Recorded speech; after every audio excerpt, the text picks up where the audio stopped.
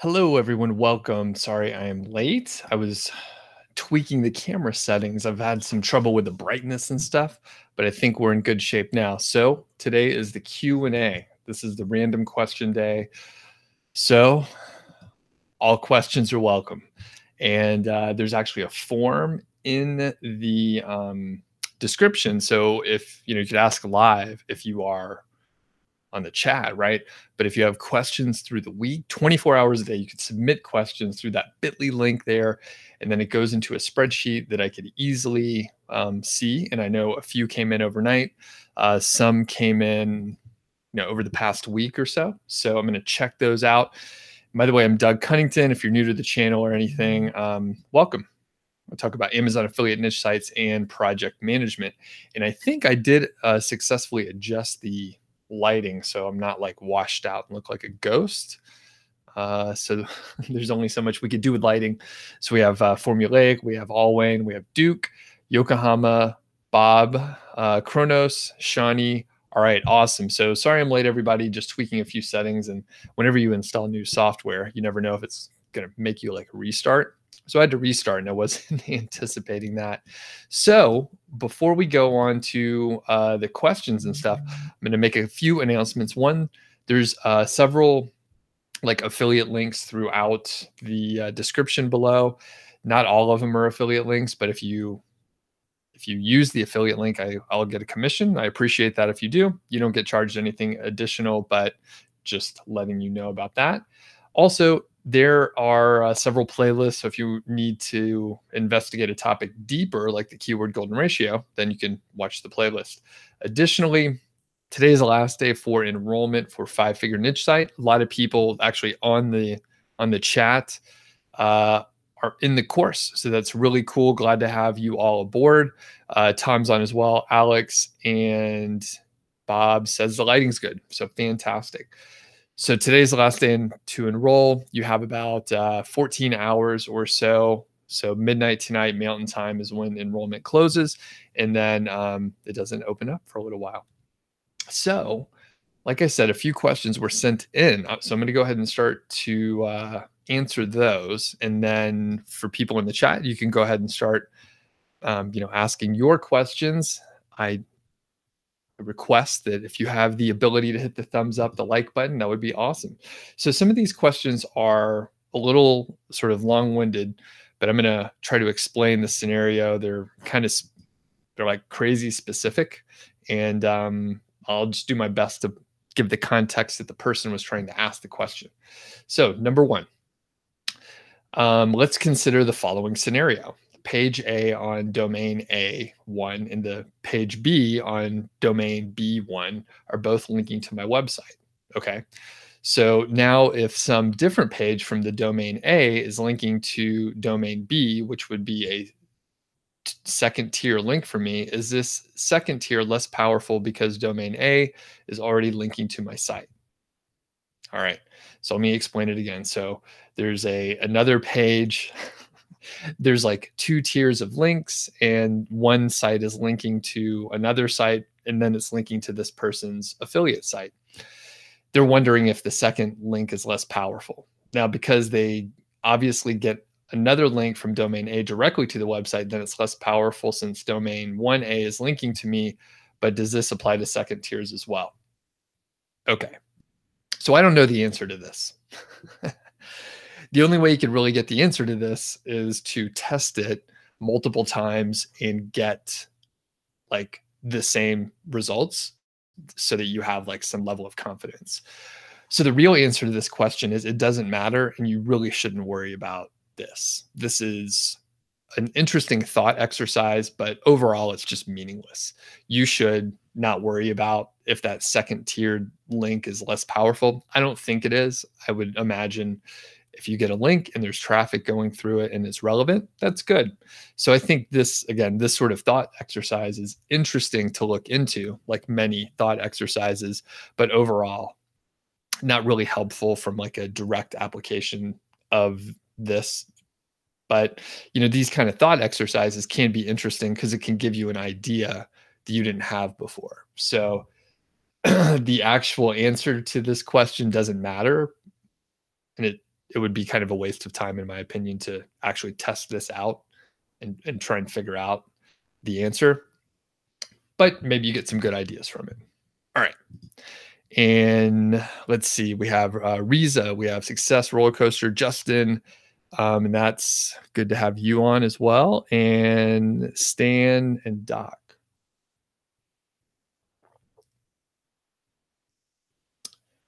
Next, we have another question that was sent in. I use different tools, SEMrush, ahrefs, ubersuggest, keywords everywhere to find a list of 30,000 keywords. After removing duplicates, e-commerce searches, not relevant, you still have over 20,000. You want to do keyword golden ratio research, but it's too much. How do I go from here? What kind of filters do you use after generating a keyword list? So typically what I'll do is, right, there's a lot of different ways to do it. Here are the top like 3 things that you could do to filter. So you have a long list of keywords. So let's assume you're going after informational keywords.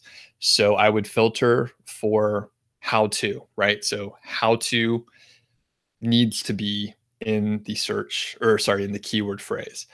So if how to is in there, then you know it's probably informational. Then after that, I would filter based on the number of like searches. So I would get rid of everything over some amount. Maybe it's 250. Or if you still have too many, maybe it's 100.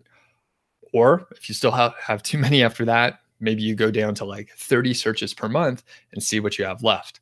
Then further, you can filter based on the number of words in the phrase. So I would maybe start with 4 words or more and see what you have. At that point, you should have a tighter list and smaller. Let's say you don't want to go after the low search volume keywords. Let's say you want a different window. So maybe you could do, 75 to 125 and see, how many you have from there. Once you start filtering, you'll get more and more ideas about like, how you could filter in a smart way. So hopefully that is helpful. All right. Formulaic says, you mentioned I pushed out a huge amount of posts to a site. How many do I consider to be money posts? So when you say money post, that would indicate like I'm going to assume you mean something that is an affiliate review. The answer is I don't remember. I think it's about 50%. Stan says, I'm really resourceful. My videos and guides are not not a sales pitch. Very useful. Thanks. Appreciate that. Doc Miri is from Pakistan. Awesome. Good to have you on. Stan says, you have plumbed some keywords with good products on Amazon. Their monthly search volume is 1,500 and the all-in title is 2 to 5. Is this a good ranking signal? Not necessarily. So here's the deal. And I was talking to a student from a previous enrollment period. Again, if you're just joining, I have 5-figure niche site, my premium course. If you're interested, today's the last day of enrollment. So to stick with what Stan was saying, that I'm not too salesy, I'll leave it at that, at least for right now. Now, in theory, fewer all-in titles are going to be a good thing and you should be able to rank better. Here's the real deal though.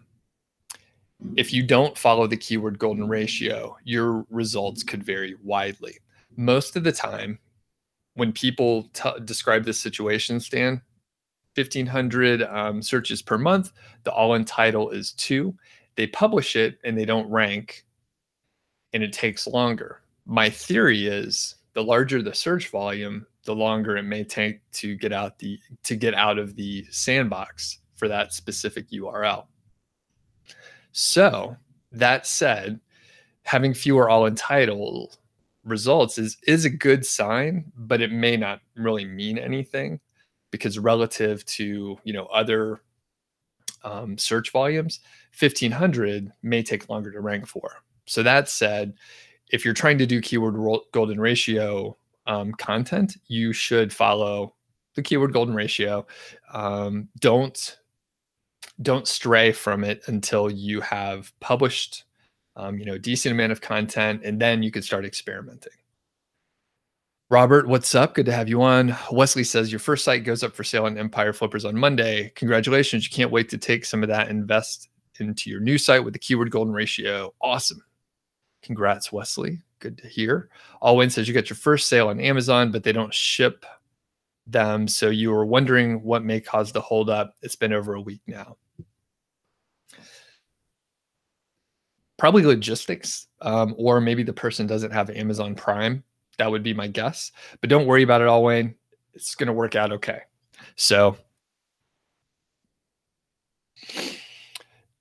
John, what's up? Good to have you on. Justin says, when I start a new site, do I have a timeline for sales and traffic goals? Sort of. So it depends, right? It depends on how much you'll be able to work on it, Justin. But in short, if you are working along with the course, Justin is a fine member of the student class of April 2018.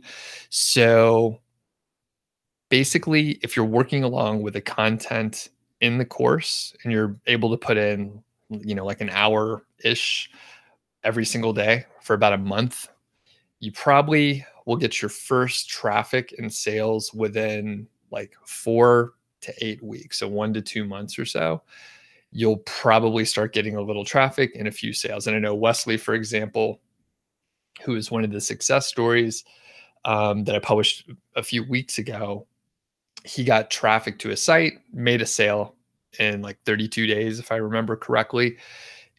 Now, thing is, Wesley put in a decent amount of time, maybe more than 1 to 2 hours a day, but it is possible if you follow along with a course and you find the right keywords and you are, working on promotion and outreach and stuff like that right on schedule, it's possible to do it. It's not quit your money or quit your job kind of money, but you should be able to like get some traffic, prove the model. Hi, everyone is on. And Duke mentions, as far as like slow shipping and stuff like that, third-party sellers could be the slowdown on that. And that makes perfect sense.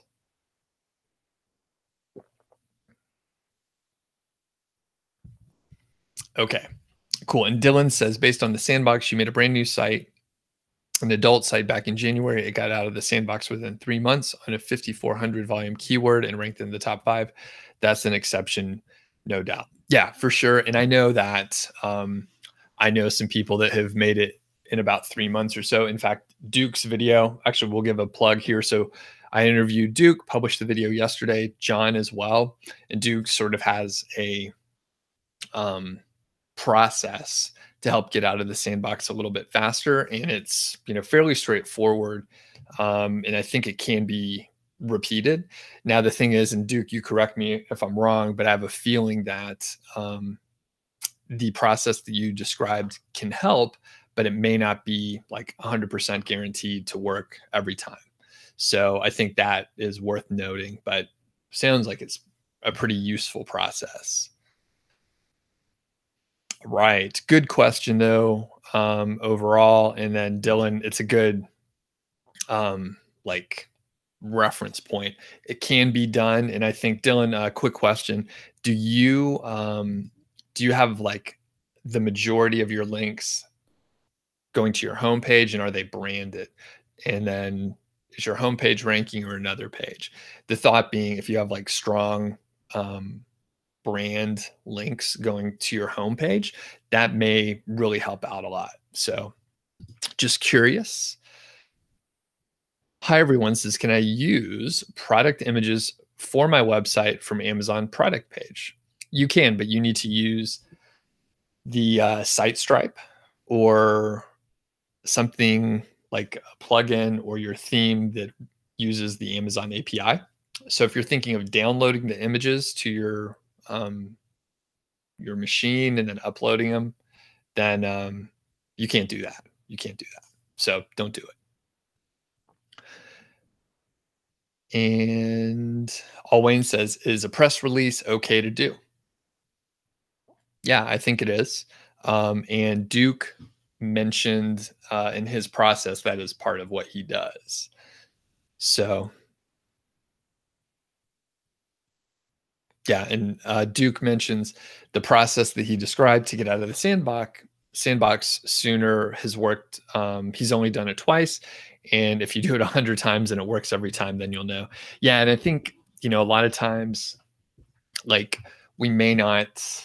Yeah, we a lot of times we just don't have enough data. So to my point earlier, you know, it wouldn't be really useful for Duke to do this 100 times just to test it, because he could be spending his time like building his site out more or doing other things versus just like having the knowledge that it worked for this window of time or something like that.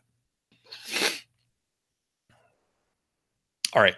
John asks, if you're writing for a keyword with no local monthly searches, what's the least to most search results in the all in title? So this is just your personal preference here. So usually I'll just almost always go for it. So if it's a zero LMS, I don't even look at the all in title. If I happen to look and I see, just because it's a term that seems like it would be searched for a lot or something like that, I'll check it out. And then if it's like less than 100 all in title, then I'll probably still go for it. But I usually don't check. I usually just do it. All right. Questions are flooding in. I'm going to have to talk quick. Robert says, can I reflect on the subject of the description area of a new site? Are there Google rules bad or good, like a certain word count? What do you mean the description area of a new site? Like the meta description?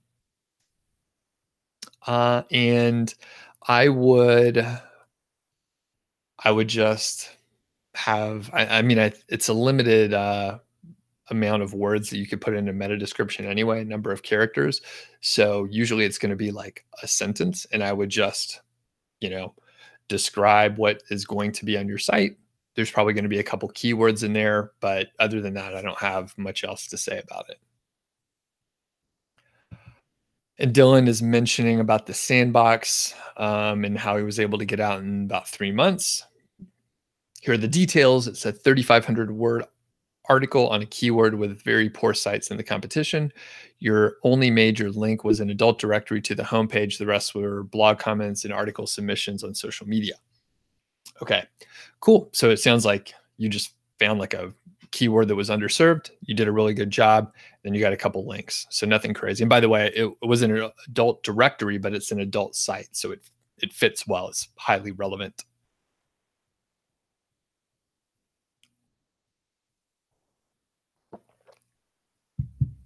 Okay, Amin says, could I give us an approximate number of how many PBNs I built to my first website before I got penalized by Google?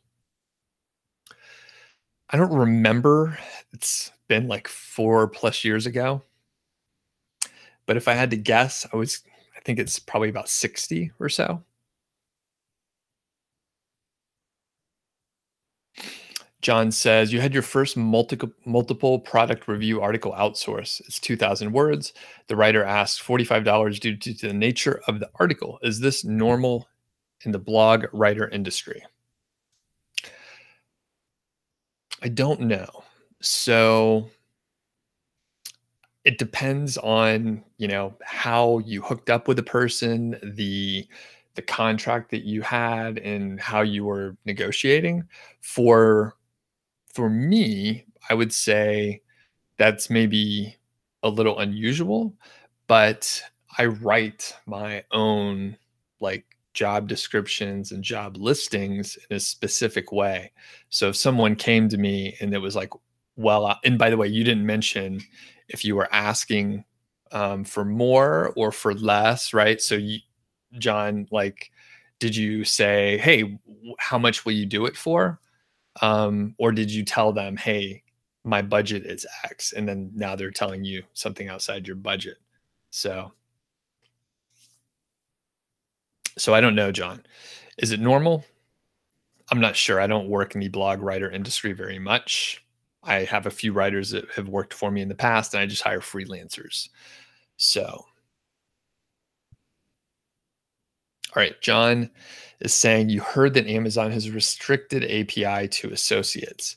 To what extent will this impede new niche site projects. I'm not familiar. I saw like WP Eagle, my friend Alex published something about like API access and stuff like that, but I'm unsure to what extent it's going to impact anything. I would imagine, like for me, I'm using the Amazon Site Stripe tool. I don't really, I use Easy Azon on a couple sites where it was like already installed, just sort of legacy in there, but I don't use it like moving forward, right? So anything that was published back in the day, still using it. Easy Azon, that is. So for me, I don't think it'll be a big impact to my knowledge since I'm not making many API calls. Now I could speculate, right? So let's say you're using WooCommerce, like my friend Alex recommends. WP Eagle, check it out, really good channel.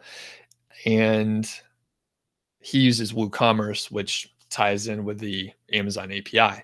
Now, one of the, you know, I guess capabilities with that WooCommerce interface is you could have like hundreds of items on your site.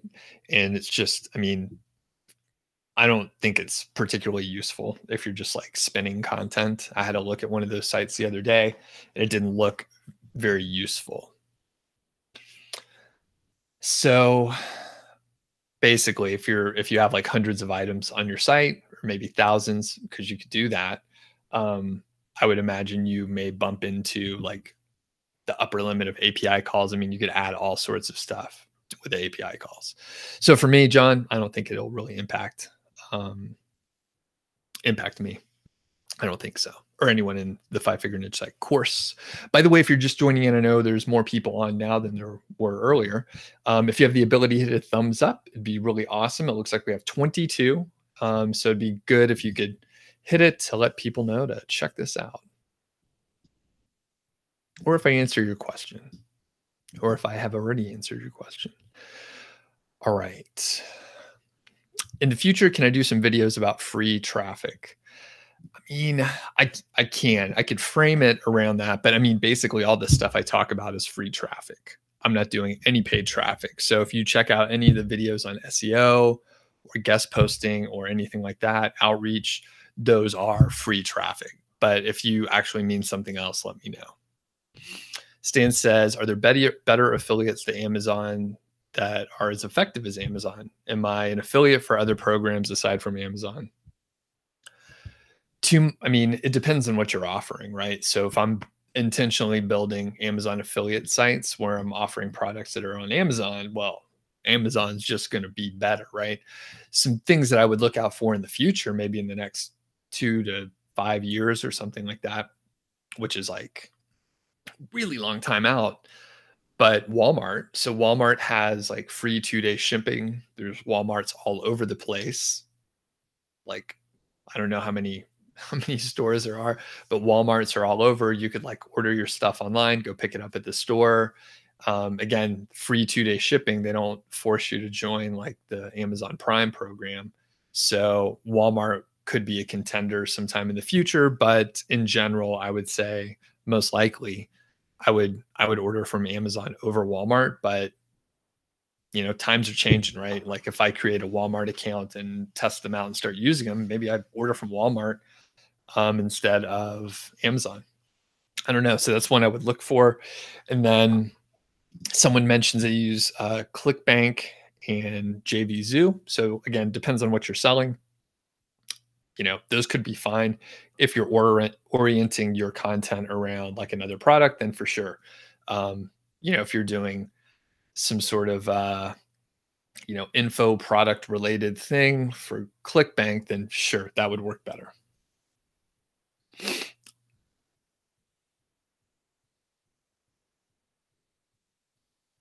All right. John says if you have a keyword within the KGR ratio and then you re-examine the general SERP, what kind of sites and how many would make the seemingly favorable keyword golden ratio not good to write for? Okay. Basically, John, anything that is not a niche site. So if you see like all YouTube videos, that's a bad sign unless you're going to publish a YouTube video. If you see all e-commerce sites, that's bad. also.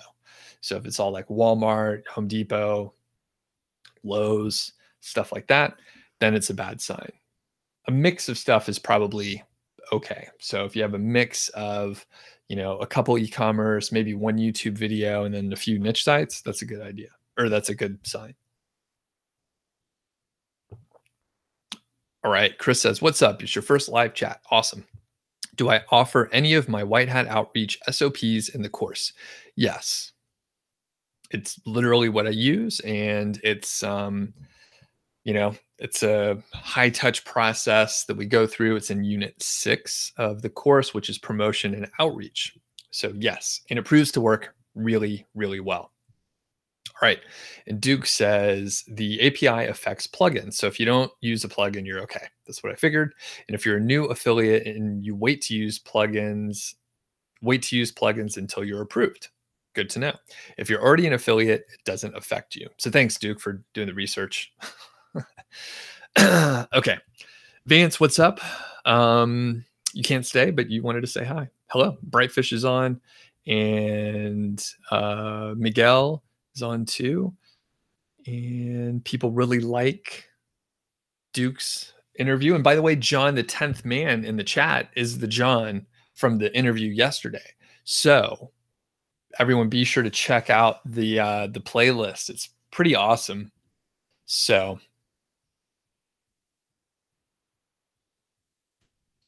all right. Hi, everyone says, "Do you resize the images pulled from Amazon?" No, that's against the rules, so you shouldn't do that. Alejandro says, "What do I think about power pages?" You know what? I don't know what a power page is. Can you define that for me and let me know? Chrono says, "How do I know if an Amazon niche site is profitable based on product's price? What is the minimum price to know if we picked the profitable niche market?" Kronos, are you in the course? Are you in 5-figure niche site? The answer is, if you are, let's see, you're asking a few different questions. So let me try and answer. So how do you know if a niche site is profitable?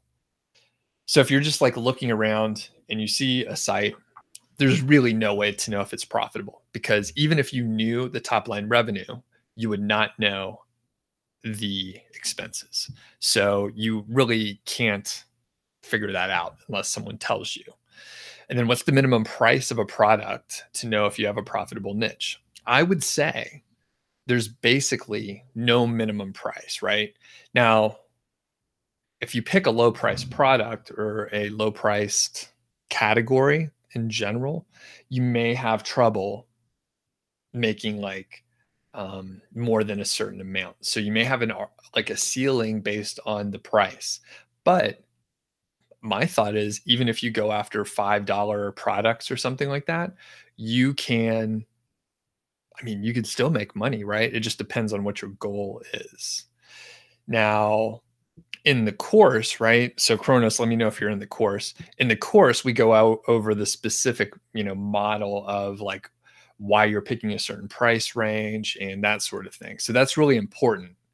That's really important to, pick the proper price range. And I would say, about $100 plus or minus 25 is probably a reasonable range to go for.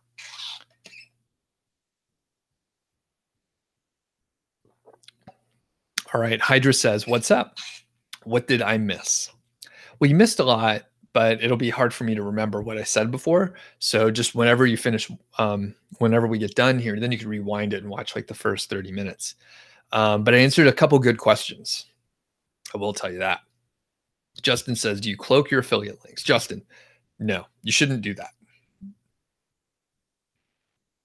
Antonio says, "Is it good if I only see forum results for a keyword?" It depends on the keyword. Potentially that could be a good sign. All right. And Hydra says, "You hate to be that guy, but do I have a response to Jim and Ricky's statement saying the KG are not working? What are they missing or getting wrong?" Actually, I did a whole video response for that. So I don't have it listed here, but I'm sure some of the good people in the chat could post a link for it. I'm looking forward to working with Jim and Ricky. They're good guys, and that's all I'll say about it. I think actually, personally, I don't even think I need to defend anything with a keyword golden ratio. A lot of other people are using it successfully. All right. Mufasa says, does copied content uh, decrease rank for other post ranking, which is interlinking to? I'm not really sure. And I'm not 100% sure what you're asking. All right, Derek is on. Good to have you on. So John says, under the current political and censorship conditions in the U.S., in my opinion, should promoting guns be avoided? For you know what, I don't know about the greater context of the question you're asking. However, what I will say is I would personally avoid it because you end up in a spot where like you could build like a great, a great site, get a lot of traffic, and then something could change, and then you could be, sort of uh, penalized isn't the right word, but you could be in trouble. So basically, I would just say, yeah, I would avoid it because there are many other products that don't fit into that.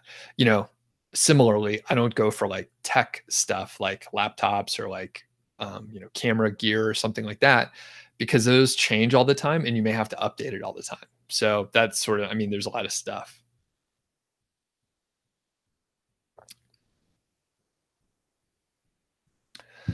Alejandro says, you've been told that Power Pages are articles with an extension of 5,000 to 7,000 words with high quality content. What do you mean by extension? And I just want to make sure I understand what you're asking. But I don't necessarily want to get into a definition contest here. But honestly, I don't know what you're asking. Okay. So then they try to make it viral in social media. Okay. So I would say that's not my thing. What do I think about it? I say give it a try. It sounds like a interesting model. Worst case, you've gained experience like creating content, long form content, and then promoting it in social media. So worst case scenario, you have long form, high quality content that you're trying to promote via social media. That sounds great. Yeah, it seems like a good idea. As far as like trying to make it go viral, I think that could be, fool's errand. Maybe you should like just focus on promoting it as best you can versus like if your goal is to make it go viral, then I don't I don't know about that. Oh, and Hydra says you found me through them and you really liked my content. Thank you. You were just wondering about the topic. It seemed to be the only thing that we differ on. You appreciate all I do. Thanks. Appreciate that. Now, Hydra, basically, I would say so. Check out my response to Jim and Ricky's video. I think you'll enjoy it. And I think, I mean, it's like there's income school is in the title. And then after you watch that, there's a playlist with 5 people that have been using the keyword golden ratio within the last 8 months, and they're doing well. So I would say take a look at that, and then, you know, I think that answers your question. Okay.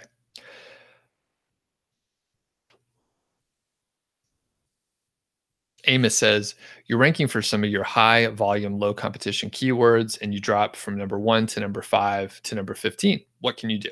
So you should go and study, whoever is ranking in the top 10, do competition analysis, look how long their content is, see how their keyword density is, see how they're formatting it, how many images do they have, how many videos do they have, look at their backlink profile, where are their links coming from, do they have a lot to that page, do they have a lot to their homepage, reverse engineer what the competition is doing, sort of take an average, right? So you look at the on-page stuff.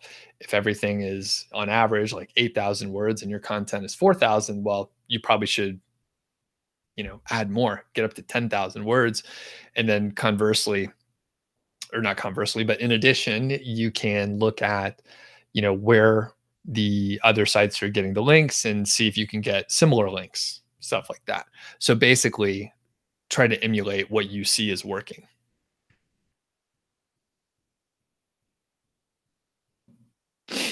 Chris says, you're considering using my white hat outreach SOPs to train your own VAs. Are you able to download the videos if you purchase the course?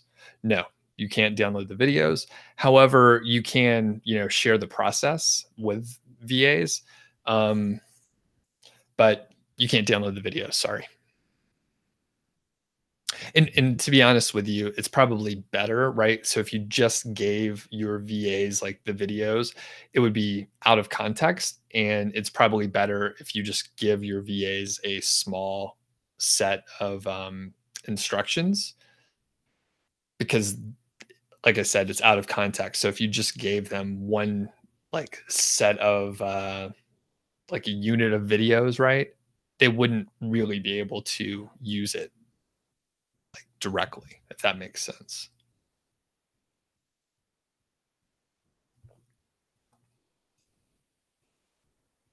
Okay. Riza says you have two posts targeting similar keywords. The smaller post ranks high in both keywords while the big post didn't appear at all. Should you delete one of the posts? Yeah.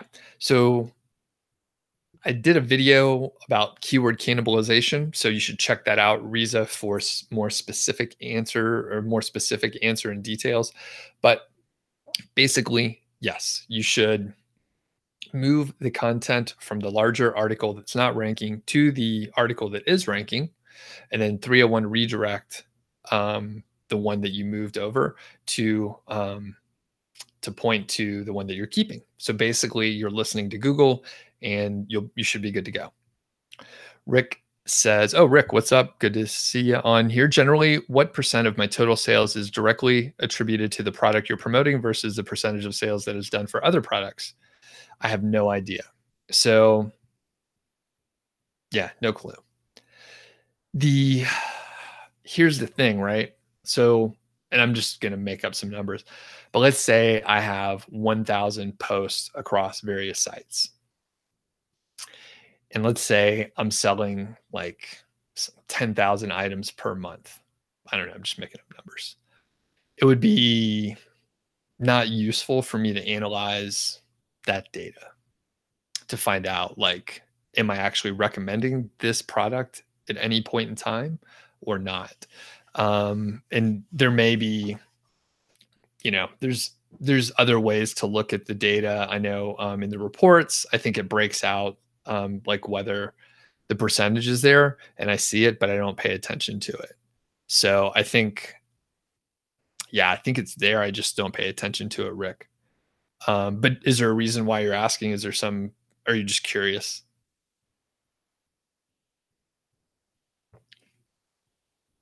Okay, and Hydra says, you have seen the success videos using the KGR. It seems to speak for itself. Cool.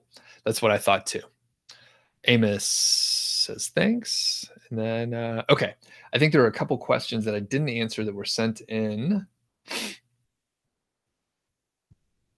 Okay, so hey, Doug, in your experience, when I evaluate a new project, how do I decide to go blog or commerce? You ask because you've heard some folks with the affiliate model use a commerce layout, just click through to sellers because Google will rate them better for buyers keywords. My thoughts. So I've never done an e-commerce style site, and my site seems to do okay. So I never come to a point where I'm like, oh, should I do a blog or e-commerce style site, which I guess is the WooCommerce. I guess the WooCommerce setup that, like I said, WP Eagle Alex does. So I don't care, and I just do blogs. So I never try and make that decision. Okay, here is one others, and I do see. Okay, I have a website that's completely information oriented. It's a non-Amazon affiliate. You're confused about selecting keywords in a condition like below. You wanted to write an article on what are the uses of rivers, and it only had 110 search volume. You thought about writing an article, but later you found uses of rivers, which is similar, has more than 780.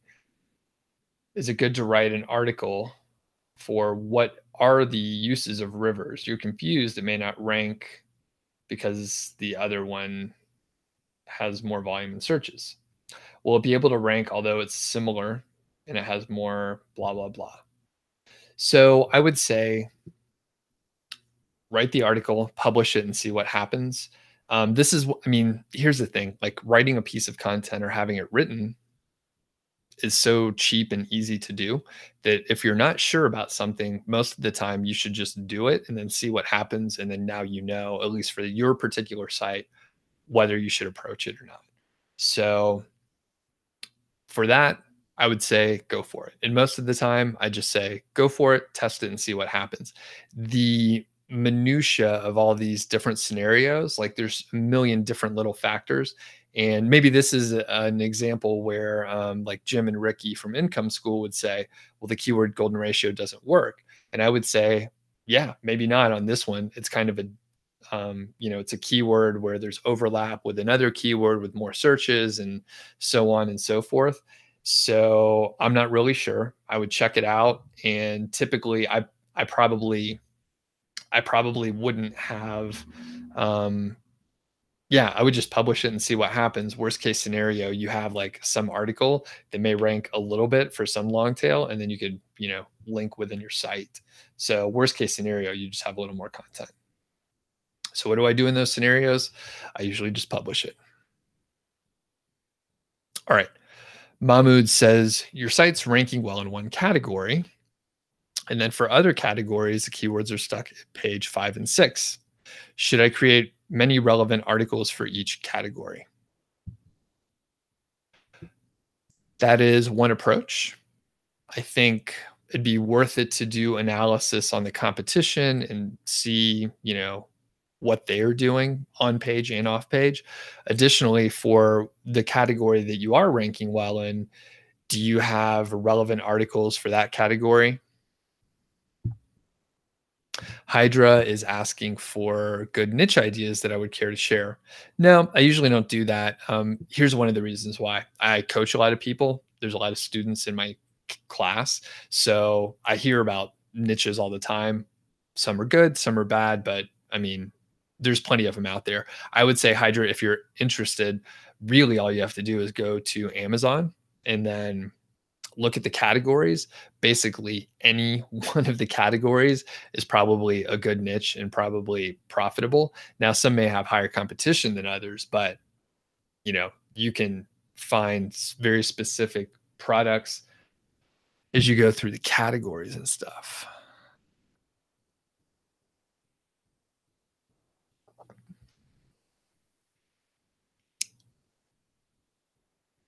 Okay, Justin says, you watched a video where I was talking about traffic from other countries, and if it's worth adding links for those countries, do you sign up for an associated account with that country? Yes, you would. And usually it's like, it just takes a few minutes to sign up. And, but Justin, usually unless you're getting a good amount of traffic, then you don't even need to worry about it. So Kronos says, you're not in the course, but you would consider joining in the future because you're short on money and you need some savings, and you're planning to the budget for a niche site. Okay, Kronos, your question was about picking like the price. Yeah, so if you pick something around $100 on average, then you should be okay. But if you look at a category within Amazon, there's probably going to be a range of products that have a range of prices, so you should be okay.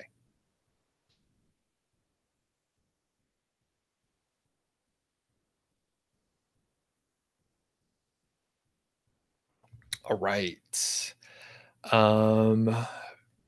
Rui says auto blogging websites can rank and get free traffic or get penalized by Google.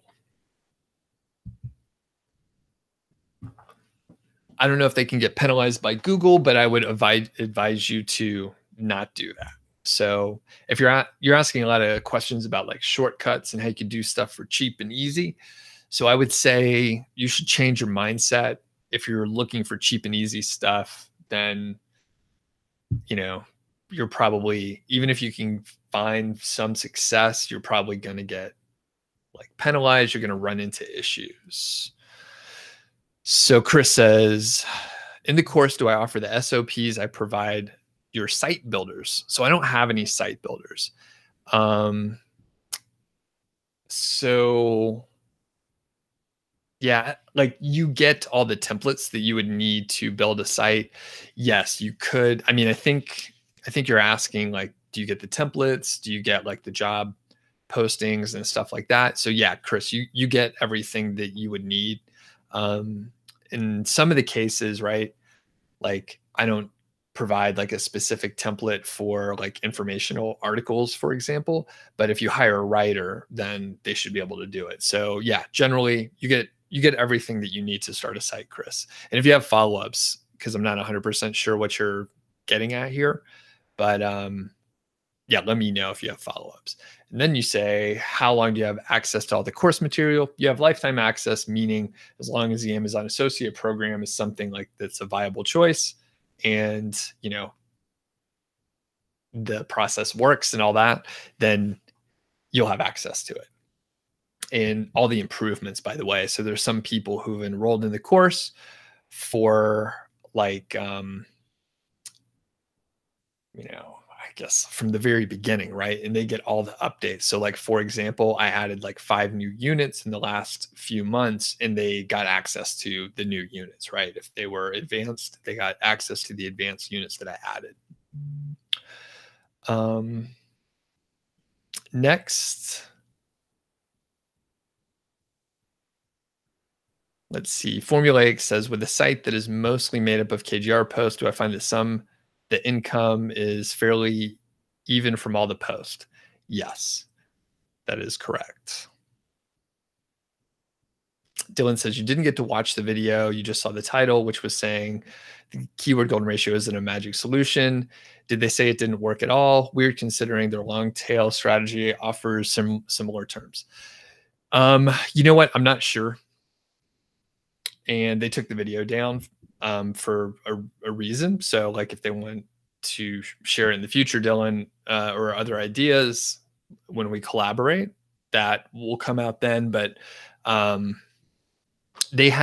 will say they had some very good examples where like the keyword golden ratio like didn't work or didn't apply. So I can't argue with that, right? So survival prepper says the KGR is working only for low competition niches because in the oversaturated niches, Google all algorithm recognize every variant of those keywords and ranks high authority pages. Okay. Elias says it'd be great if my videos had subtitles in Spanish. You would win a lot of subscribers because it's not free in Spanish. Okay, interesting. I think, yeah, that's not something I'm looking to do specifically, but thanks for the input there. Um, all right, Vance says, does the course have homework assignments? Stuff that we do that helps you critique as we go, or do we ask questions when we get stuck? Just curious how I like to work. All right. So, homework, yeah. So, there's worksheets throughout. So, you have to do, at the end of each lesson or unit, you may have homework to do. Some of it is shorter, some of it's longer. Um, as far as like the critiques and stuff, you can email me and, you know, take a look at the site, take a look if you have specific questions. Here's one thing in the course, right? And actually, this kind of applies like across the board. So, a bad question, right? A bad question would be, hey, do you have any tips for me on my site? It's a bad question because it's too vague. It's not very specific. And it doesn't really point me in the right direction at all. So, a better question is, I have content on my homepage and I know that a homepage should look like X, Y, and Z. Can you take a look and let me know if I'm on the right track on the homepage? Or can you take a look at this review page? Let me know if you see any issues with it because, I'm not sure about this section or that. So specific questions are good vague questions are bad. So, and even in like a format like this, right? So every now and then I'll get a question like, "Hey, what are the?" Actually, this came in the other day. What are the top 3 things to be successful? Right? It's kind of it's a little bit of a little bit of a vague question, and it's not particularly helpful. So, but if it was like, I have trouble staying motivated because you know, I'm just not sure what I should work on. Well, then I can have a much more specific answer that's helpful.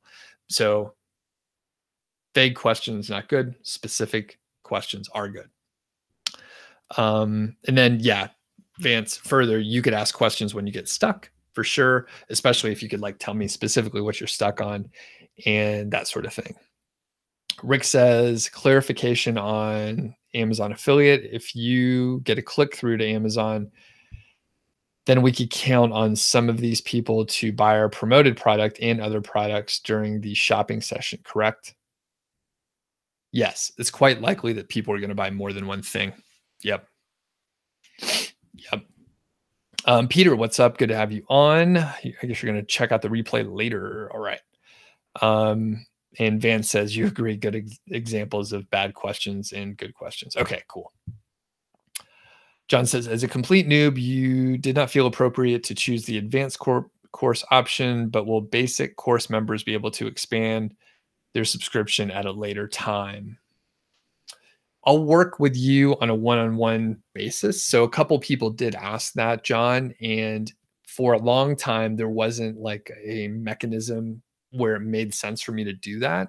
But yes, so if you join as a basic member, then in the time when the time comes in the future, if you're like, hey, I sure would like to check out the advanced stuff, I'll have to do it in a manual way. I don't have like a specific way to do it. But I'll just have to manually do it, and I'll work with everybody one-on-one to figure out how to make that happen. Chris says, by site builders, you mean the process of optimizing articles for SEO, adding images, videos, and then uploading to WordPress. Do I have a process outlined for those steps? Yes. Basically, let's see. Well, and I could tell you right now what that is, but basically I have like the steps that a content manager, an editor would do, and it's basically like a checklist. So, yeah, it's like pull images from a certain place, add a YouTube video, check for grammar, formatting, blah blah blah, add affiliate links, draft it in WordPress, that sort of thing. And yeah, so that sort of thing is in there. Dylan says, have I caught up with Dave Fox recently? I haven't, but I need to ping him. And do I have any plans to do so? Yeah, I should probably get an update from him. And then you've contributed so much watch time to his and Alan's videos. Cool. And Dylan, you should, I don't know if you watched Rob's videos, but those are really good too. Actually, I think those are like way more, those are like coaching videos versus like an after interview. So the coaching videos I think are super helpful. Right. Any other questions out there? And if people are, I know we have people in and out, but today is the last day of enrollment for a 5-figure niche site. So if you're interested in starting a site, today is the day to hop on and check it out. There's a basic option, a advanced option, and a premium option. So the premium option has like one-on-one coaching, like 4 different 1-hour coaching sessions. And actually, I just caught up with somebody yesterday on one of the one-on-one sessions, and he enrolled back in October. He's been working on some stuff, but here's why the one-on-one sessions are so valuable. I think there's only like 1 spot left, if I recall. Basically, went to his site and was able to check it out and say, okay, here on the homepage, and this was more vague, right? So it was just like, okay, my site's here, and we were going through it. But as I was looking at specific things, right, I was like, okay, on the homepage, I think you should take out more stuff. I think you should add a few things about like your expertise in the niche, if you have any, a small about section, for example. And then further, I looked at one of the specific reviews and I was like, all right, there's a couple mistakes here. I would remove some of these affiliate links. There's kind of too many of them. Further, like, let's go check out some of the competition, all the stuff that I was just telling you about. Let's take a look at the competition and see how long their content is. Oh, their content is 25% longer. You need to make your content longer. And hey, why don't you put some more images in there? And if you own one of the products or something like that, you could take a picture on your phone and have like an image that, it looks like you're actually reviewing one of the products, which is like huge for credibility and stuff like that. So the value in the one-on-one coaching is like, I can literally, we start looking at your site, and then as I go through, I can critique it and give you specific action items on exactly what to do, right?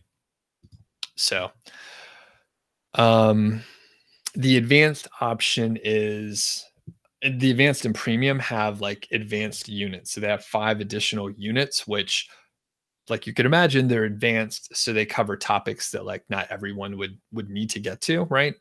Or maybe you wouldn't use any of those for like a year. So like email list building and other affiliate programs, what some other people were asking about. So I have units on how to utilize other affiliate programs, or maybe like there's not an affiliate program for a specific product. Maybe the company's small. It doesn't mean you can't work with them. And I talk about how to approach them, how you can set it up and really kind of get leverage, especially if you're able to work with a manufacturer directly. Like they may have a lot more latitude to pay you a higher commission rate. All right, so that's interesting. And then further, last unit is around selling a site for 6 figures. So I go through like the process of doing that, things you need to look out for, that sort of thing. All right. Chris says you're probably going to sign up. You're just deciding between the advanced and premium options. Cool. It'll be good to have you on. And Chris, if you have any questions or anything, you could shoot me an email. There's an email account on the or an email address listed on the sales page, so you can check it out.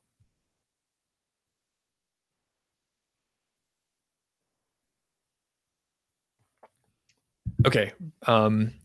Riza says, do I think there will be a difference between a website that loads under 2 seconds and under 1 second? Brian Dean once said, the Google doesn't reward a fast website, but punishes a slow website. I'm not sure. I would imagine the faster website may have like a slightly more favorable, user experience. So that could be a good thing. But I trust Brian. So I think he's probably right, but I don't know that I would call a site that loads under 2 seconds slow. It may be more like a threshold. Now, I don't know any of this. I'm just telling you what I think.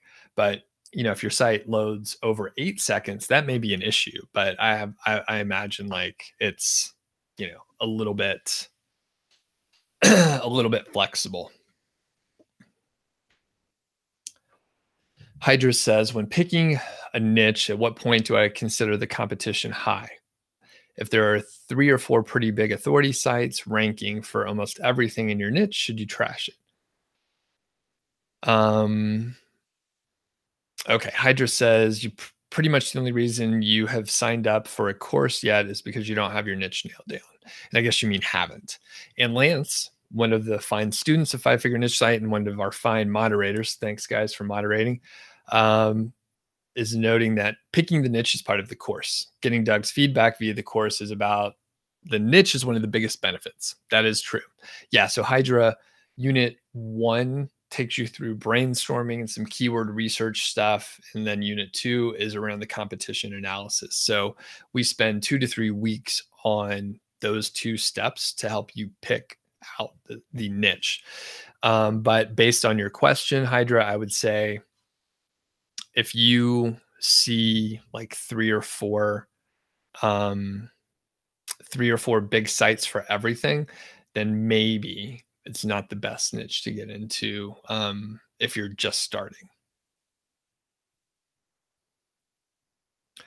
Pretom says, Amazon changes commission rates in March. Yep. So that was last year. Do I teach other affiliate marketing like ClickBank, Commission Junction, Share a Sale? Not extensively. It turns out even if the commission rates, you know, dropped, it's still really, really a good program. So I don't, there's one unit, I think unit 11, where I go into other affiliate programs, like I just mentioned, but it is a minor part of the course. And I would suggest if you're, Amazon's still really good. So don't worry about it. Here's the problem with like the ClickBank, share a sale, and so on. So as some people were asking, how many products are like uh, not products you necessarily recommend that are purchased through your link? There's a lot of them, right? So there's a lot that are purchased. So basically, if you are working with another affiliate program, you only get credit for the one thing they purchased, not their whole shopping cart. And this really comes out in the retail season where people buy a whole lot of stuff in one order, and that helps you a lot. So yep, I talk about other affiliate programs, but I don't spend too much time on it. Okay. And Duke is mentioning faster websites will have a slight advantage. User signals affect rankings. Yep. So on your site, under 1 second reduces the bounce rate by 5%. And Tom, yeah, looking forward to working with everybody in the course. Any other questions out there? It's a little bit slower today, a little bit quieter. One thing unrelated to the course. So I am, and for I know there's a lot of people that come on to these live streams that are on a lot of the live streams, and I've been looking at just planning for the future because at some point I haven't looked back, but I've been doing a lot of YouTube videos.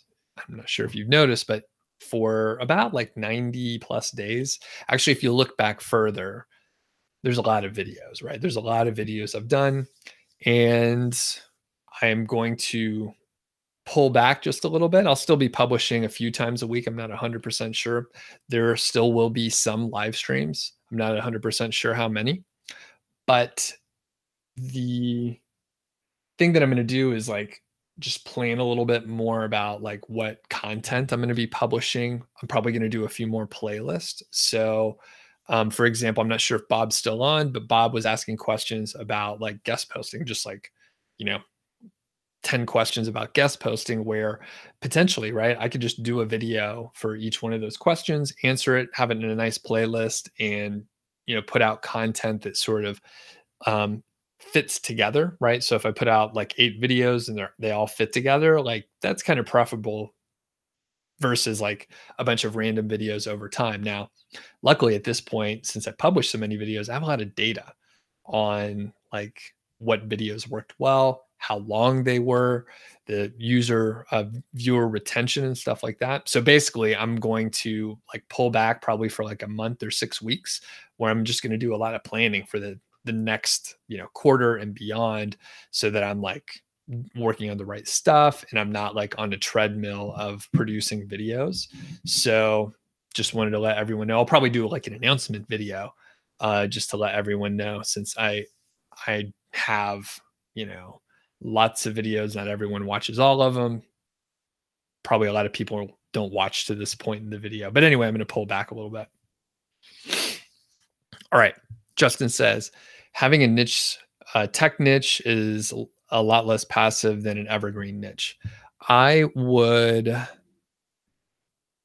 say probably. It depends on how often new products are introduced. And I think that would be like where it would be less passive. However, the advantage, right? It's a two-sided coin, and you would have a lot more to write about more often if you're in a tech niche, because you could cover like news stories where new products were coming out, and you'd be able to update old articles with new information. So again, two-sided coins, a two-sided coin, you would have the advantage of having like more content to write about potentially.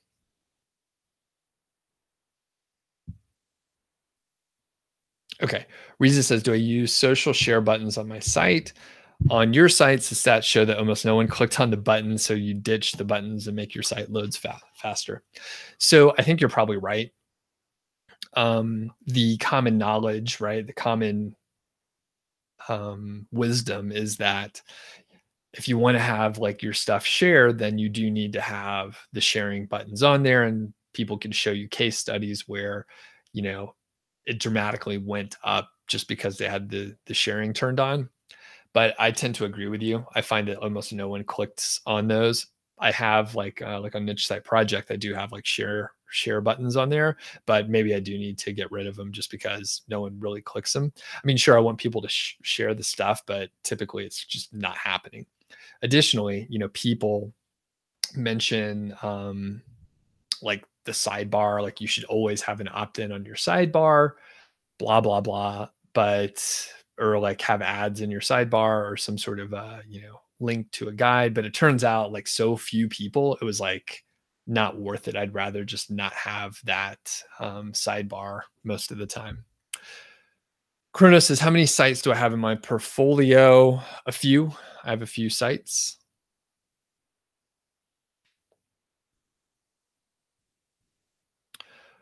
All right. Hydra says you were planning on Squarespace for affiliate sites versus WordPress. Any thoughts on it? I've never used Squarespace. I think it would be fine to use. The one sort of, I guess, flaw in that, or the downside is for WordPress, you're going to have more plugins available for Amazon affiliate stuff. Now, I'd try not to use many plugins, but if you're interested in other plugins and stuff, then having WordPress is going to be better. Additionally, I think that Squarespace is going to be more expensive most of the time. Okay. Burl says you found some keyword golden ratio terms, but are small. Quick questions: would I do an article for a term or just skip those kind of terms? Sure, I would write it. Ravizan from India. Doing pretty good. Any other questions? It looks like we're ramping down here. If you didn't hit the like button, I'd appreciate it if you did. And if you have any final questions here, we can hit them up.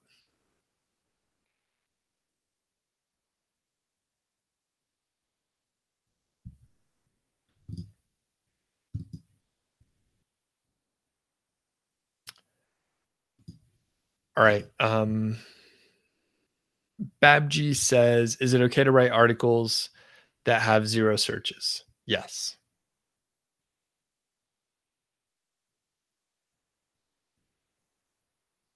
All right. And Hydra is saying WordPress has a steep learning curve, whereas I guess Squarespace, you could spend more time writing versus learning WordPress.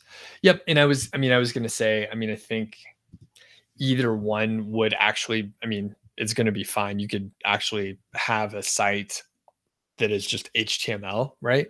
And there's no like major issue to not use WordPress. It's just a preference. And I know some people, they like prefer to just have like a straight up HTML site versus no, I don't know many, but I know, some people prefer that. Okay. Lance says, in the interview with Duke, he mentioned Quora answers and comments. I don't have any experience with that, but I think that's probably like a pretty good way to go. I have heard of other people doing that. I took a look at it briefly and I just never followed through. And I think Duke mentioned, he did like at least 20 answers and just was sort of active answering questions over on Quora. And I think that was like viable. So, right. I think you can get traffic, it's relevant traffic, but I've never spent time doing it. As far as Reddit, I know it could be quite hard to get your post in there. At least whenever I've posted every I don't know. They're not very welcoming. I think you have to like put your time in to be part of the community. I'll put it that way. But if you go in and you try and do any kind of linking, like most of the time, people are, if you're not part of the community, probably not going to have a great experience. So, but if other people write about your content in Reddit, then that is good. And as far as compared to blog commenting is a little bit, you know, a lower. There's not as much opposition, right? People aren't trying to keep you from commenting on their blog. Like if you're adding some value, you're reading their stuff, they're going to be happy you did. So, all right. Riza says thanks, and the super telling me to have super chat on. Yeah, you know what? I'll take a look, but yeah, it's one of those deals where I'm not sure, like how much I'd be, like making money on that. So, in my, I don't know, maybe that's a way, maybe that's a way to do it. Um, yeah, but I haven't looked at the super chat too much or Patreon or anything like that. Or I've looked at Patreon, but it doesn't seem like a good move for me at this point. So anyway, it looks like we got oh, there's one more question. Justin says, do I use BuzzSumo for article ideas? No, I sure don't.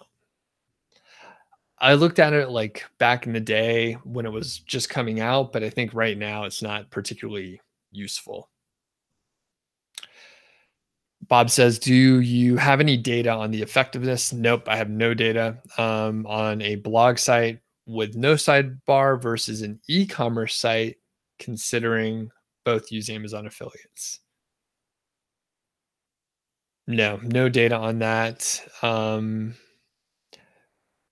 But and I think it's comparing like apples and like a cat or something like that. I don't think those are comparable, but maybe I'm missing something in the subtext of what you're asking.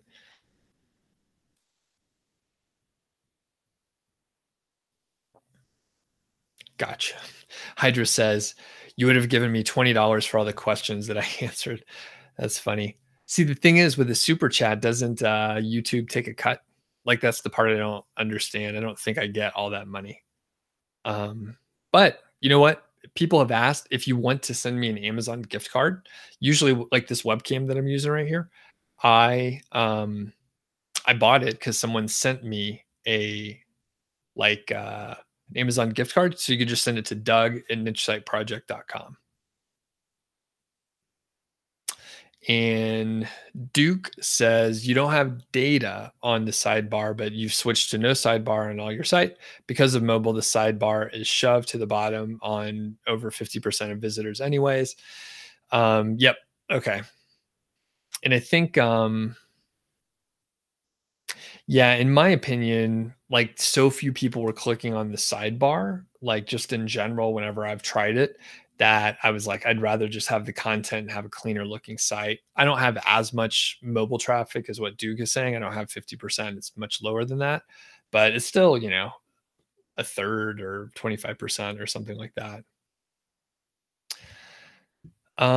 Cool, Hydra. So you're telling me the super chat, they take 5%, but it does add up. Oh, that's true. Yeah, you know, maybe I will turn it on. It's beer money after all. All right. Any other questions out there? I think we're all set here.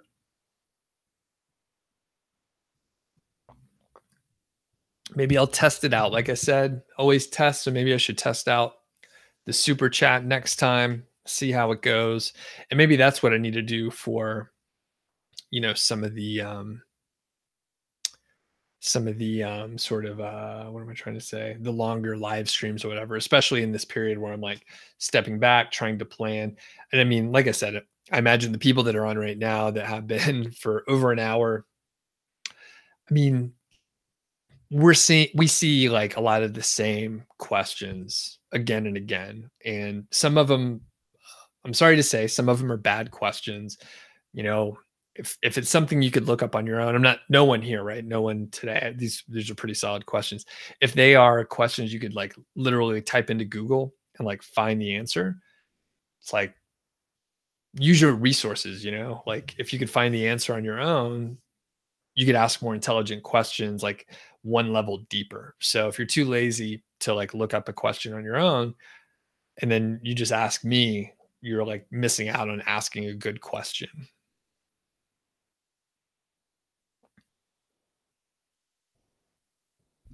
Riza says, "What do I say to your family if they ask about your job?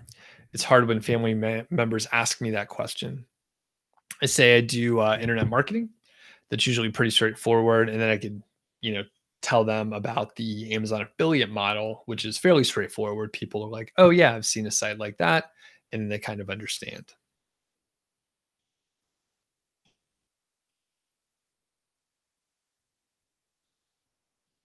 John says, "You're considering a multi-site objective. Would I recommend each site has separate hosting or get the larger multi-site hosting package?" I would probably get I would wait, right? I would wait until like you reach the point. But basically I would put each site on its own hosting package. Um, versus like trying to put multiple sites on the same server or something like that. You can do it. Most of the time you could put like unlimited sites on a server, but at the point where like you're getting a lot of traffic, you're going to have to split those out anyway. The site's going to run a little faster if you do that. And I'd rather have like, a site on I'm using Siteground hosting right now because the customer service is so good. You can just hop on a chat, talk to someone that's like an admin that can log onto your server and check things for you versus like other companies that don't do that, right? So, or if you chat with them, you're not talking to an admin, you're talking just to a customer service person that is not technical and can't help you. So basically, John, once you get to the point where you have a site and you want to start a new one, I would say just start the new one on a new hosting package. Next, Lance is saying you finally got a KGR post on the first page. Awesome. Two others are under 30, and it took about 4 weeks on a new site. Cool. And by the way, Lance, I take it you made the changes that I told you about, right? So Lance is in the course. You made the changes, and is that the one that has moved up, or is it a different post, or did that post that you changed move up?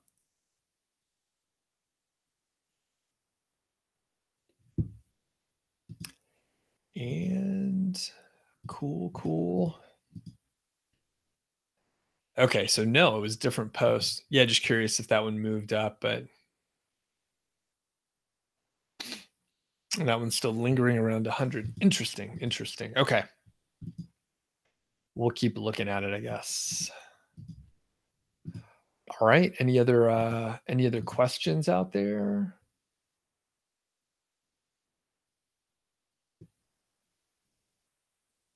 And there's some questions on SERP Lab. Yeah, so that's what I use to check my rankings, and it seems to be the cheapest, most straightforward way to check your rankings. Okay, cool. All right. I think the questions have slowed down, and Georgie she's up from her morning nap and she's ready for a walk. So I think I'm going to take her out. Cool. Thanks, everyone. We'll catch you next time. And don't forget, if you're on the fence about the course, 5-figure niche site, you can check out the sales page, get a little bit more information. If you have any questions, let me know. But if you're on the fence, my advice is to go for the basic option. Go ahead and get started on the content. And if it doesn't pan out for you, there is a 60-day money back guarantee. So you you need to go through the work, right? You need to do the worksheets and stuff for the refund. But essentially, it's worth it to try.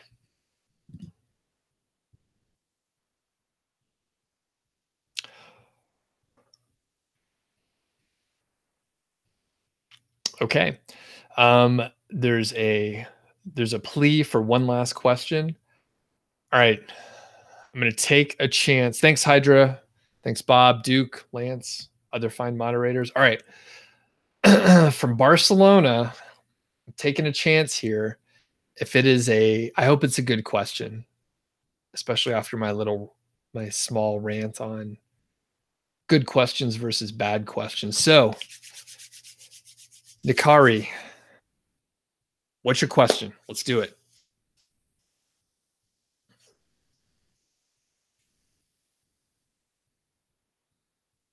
I'm waiting for it.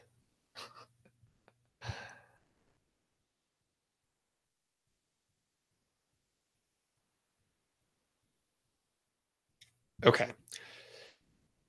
So you're asking in one niche, you need minimal, I think you mean minimum 150 over 500 articles. So what I'm going to do is someone setting me up here? There's a video that I published just the other day that I'm going to point you towards. And where the heck is it?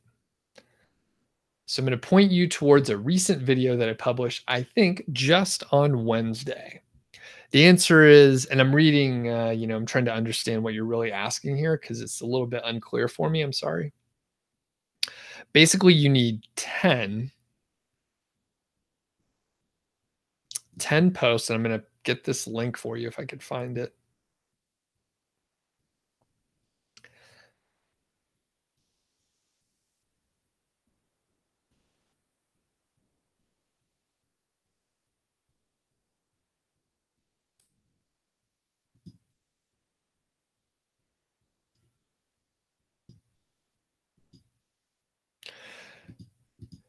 All right. Nikuri, watch that video. Hopefully the link will work, but I published it like a couple days ago. You don't need that much content. I think that's bad advice if someone told you needed 150 to 500 articles. And Alejandro is saying a man with 2 websites, each with 800,000 visitors, offered you a link for $25. Is that a good price?